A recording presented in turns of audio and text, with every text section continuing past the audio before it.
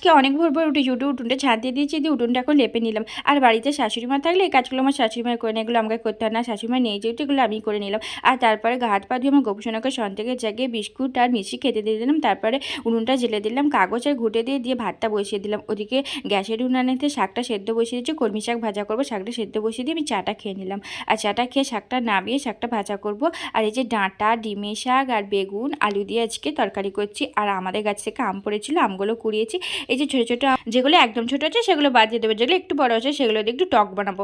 আর এই যে কলমি শাকটা এখন ভাজা করে নিচ্ছি, তরকারি হয়ে গেছে। আর এই যে আমের টক করে নিলাম, ব্যাস আমার রান্নাবান্না হয়ে গেলো। চা চেয়ে নিলাম, নিয়ে আমার ঘরের ঠাকুরকে পুজো করে নিচ্ছে। আর আজকে তো ফল, আজকে সন্ন্যাস আসবে বাড়িতে, তাই একটু তাড়াতাড়ি করছি। আর আজকে বৃহস্পতিবার ছিল, তাই দৌড় করে একটু আলপনাও দিয়ে দিচ্ছি।